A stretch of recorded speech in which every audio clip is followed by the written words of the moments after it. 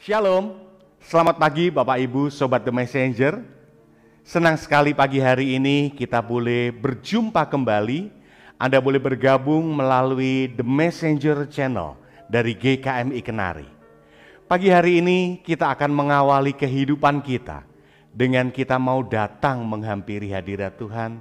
Kita mau mendengar kebenaran firman Tuhan dalam program Bread of Life.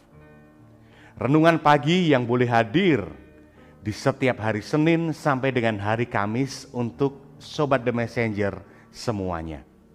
Nah, Sobat The Messenger, apabila Anda diberkati melalui program-program kami, Anda bisa memberikan persembahan kasih Anda melalui rekening yang ada di layar Anda semuanya.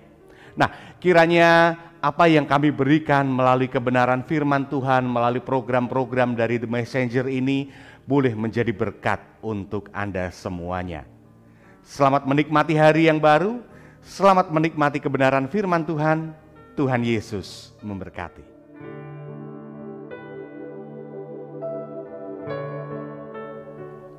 Selamat pagi Bapak Ibu yang sangat dikasihi oleh Tuhan. Hari-hari ini ketika kita berada di masa Advent, mari saya mengajak Bapak Ibu untuk bersama merenungkan satu bagian firman Tuhan yang akan semakin mempersiapkan mengenai siapa diri kita dan bagaimana kita menyambut Natal ini. Saya akan memberikan tema pada pagi hari ini, yaitu terang yang menjadi terang dan semakin terang benderang. Terang yang semakin terang dan menjadi terang benderang. Ada dua bagian firman Tuhan yang akan kita baca.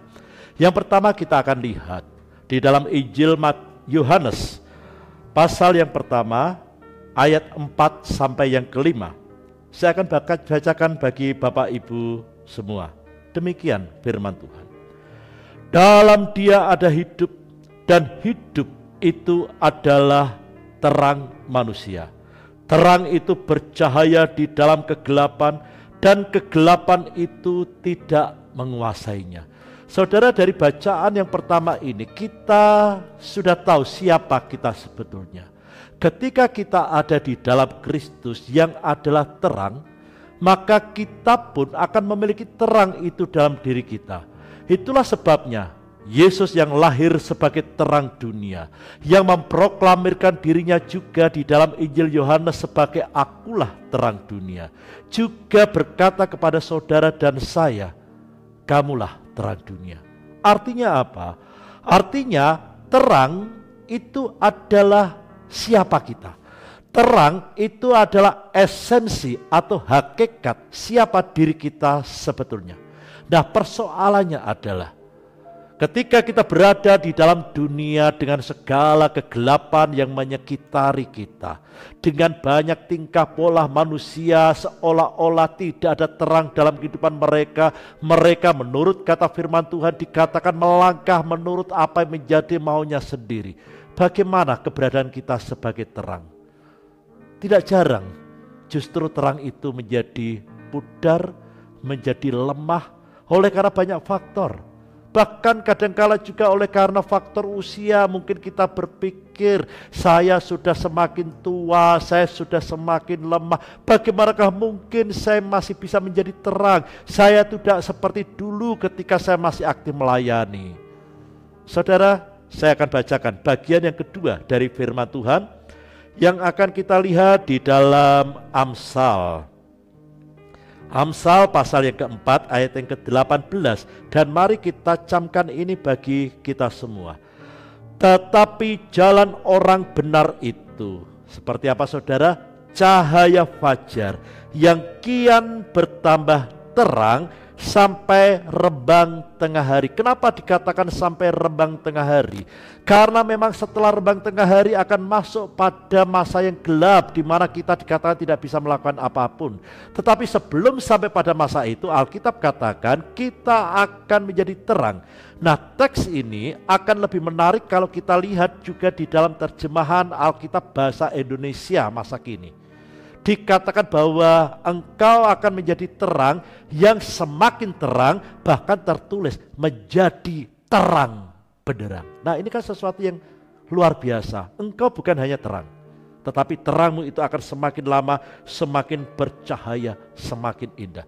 Saudara, pernah ada satu cerita tentang satu kota namanya Detroit di Michigan. Detroit ini salah satu kota yang menjadi pusat industri bagi Amerika.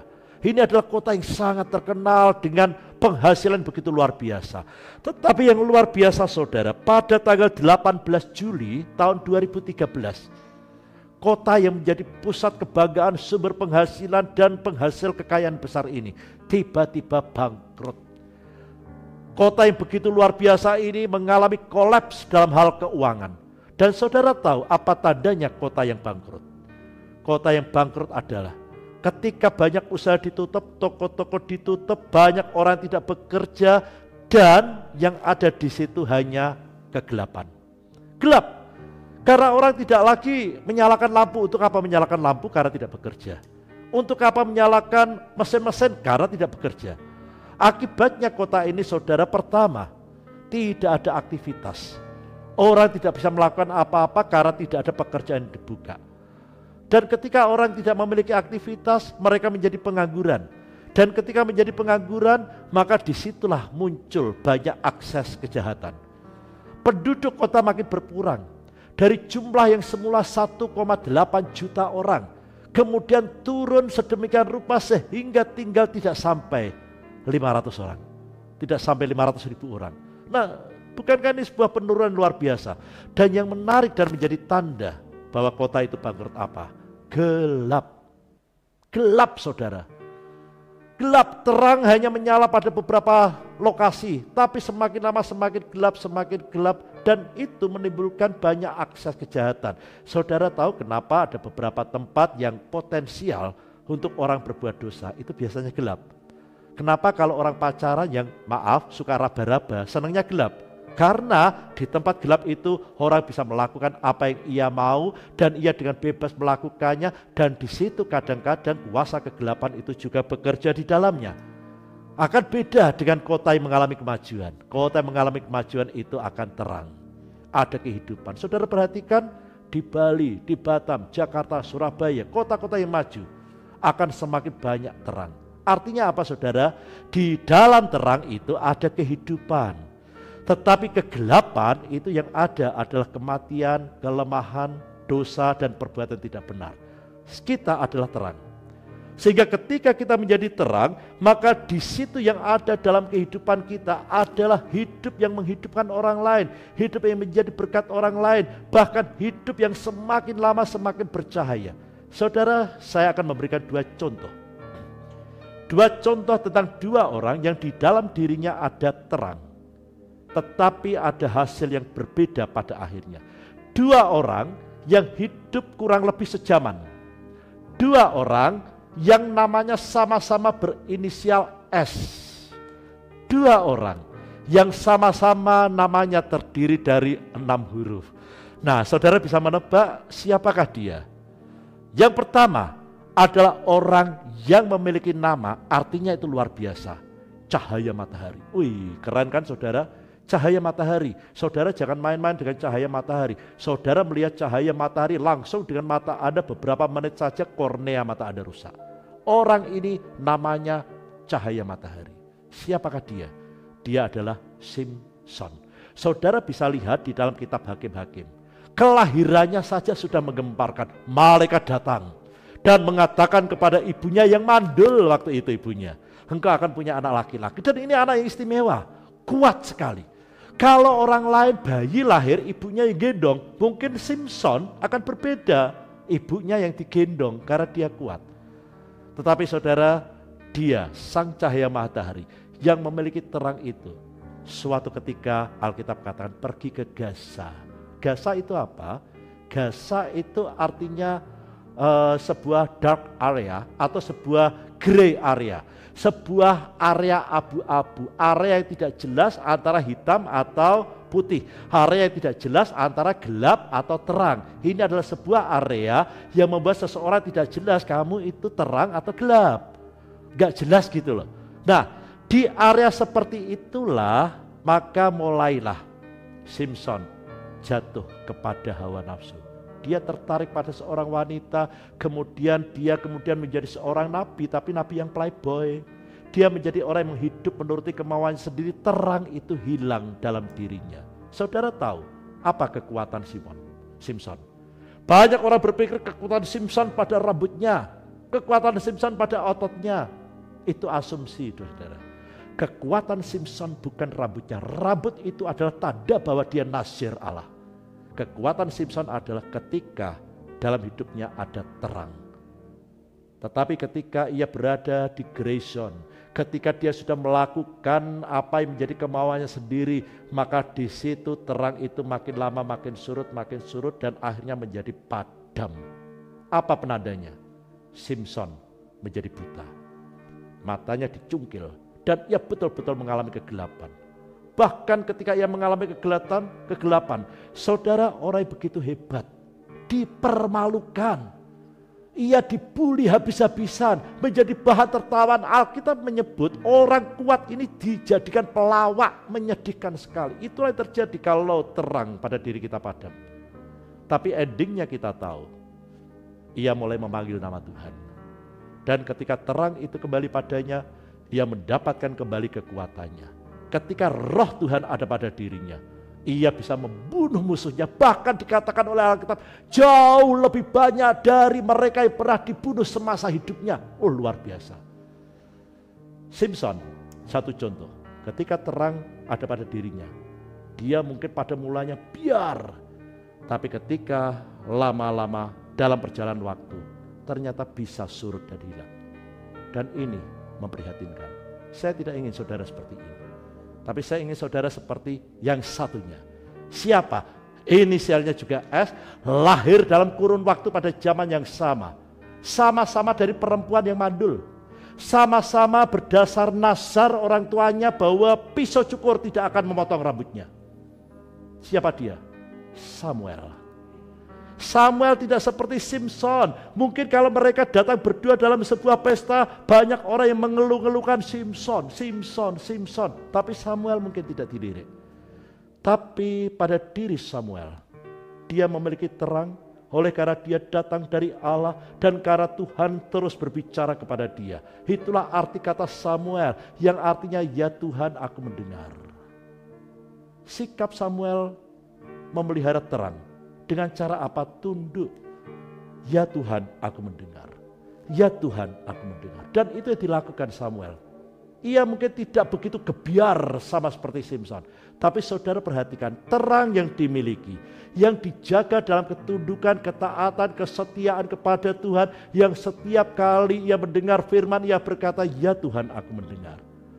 Api terang itu terus menyala dalam dirinya. Dan saudara tahu bagaimana akhirnya? Samuel adalah seorang nabi yang pernah melantik, menabiskan dua raja besar Israel, yaitu Saul dan Daud. Bahkan kalau kita ditanya siapa nabi terbesar di Israel, orang akan menjawab Samuel. Pada akhirnya terang yang dimiliki oleh Samuel makin lama semakin terang benderang. Demikian juga sebetulnya saudara dan saya. Pagi hari ini saya hanya ingin mengingatkan, engkau adalah terang, engkau bukan gelap. Engkau terang, di dalam terang ada kehidupan, di dalam terang ada pengharapan, di dalam terang ada berkat bagi banyak orang. Jagalah terang itu, karena Alkitab menunjukkan bahwa terang itu ketika ada dalam dirimu, maka engkau akan terus berjalan di dalamnya makin terang, dan semakin terang benderang. Jangan pernah redupkan terang. Kiranya Tuhan memberkati, jalanilah hari-harimu, jalanilah kehidupanmu dengan hidup yang senantiasa mengucap syukur dan berkata, akulah terang dunia, terang bagi keluargaku dan sesamaku. Tuhan memberkati Bapak Ibu semua. Mari kita berdoa untuk apa yang sudah kita renungkan. Kami mengucap syukur Tuhan jika pagi hari ini kami boleh bersama merenungkan firman Tuhan. Satu fakta yang Tuhan ungkapkan, satu kebenaran yang Tuhan nyatakan, bahwa identitas kami, jati diri kami, sesungguhnya kami adalah terang. Sehingga dimanapun kami berada, dimanapun kami Tuhan tempatkan, disitulah kami akan bercahaya dan menjadi berkat bagi banyak orang. Baik di keluarga kami, gereja kami, maupun lingkungan kami. Perjalanan waktu seringkali menghadirkan kami di tempat-tempat yang gelap, di tempat-tempat yang penuh tantangan, dan hal itu kadangkala membuat kami menjadi lemah dan redup. Tetapi seharusnya tidaklah demikian. Karena justru ketika kami berada di dalam gelap itulah maka kami seharusnya semakin menyala. Di tempat yang semakin gelap terang kami justru semakin bercahaya. Oleh karena itu hari ini ya Bapa, ketika kami sudah bersama merenungkan kebenaran firman-Mu, kami yang sudah tunduk diri di hadapan-Mu, kami berdoa biarlah Roh-Mu tetap menyala dalam diri kami, biarlah api cahaya-Mu akan tetap berdiam dalam kehidupan kami, sehingga ketika kami menyambut Engkau ya Yesus yang lahir, yang akan kami peringati dalam peristiwa Natal, setiap kami diingatkan bahwa Engkau adalah terang yang berada dalam kehidupan kami dan memungkinkan kami menjadi terang bagi sesama kami. Firman-Mu telah selesai ditaburkan. Berbicaralah setiap hari, setiap waktu ya Bapa. Tuntunlah kami senantiasa di dalam cahaya-Mu. Terpujilah nama Tuhan sekarang ini sampai selama-lamanya. Haleluya, haleluya, haleluya. Amin. Puji Tuhan, Tuhan memberkati Bapak Ibu Saudara semua, tetap sehat, tetap beriman, tetap bercahaya. Amin.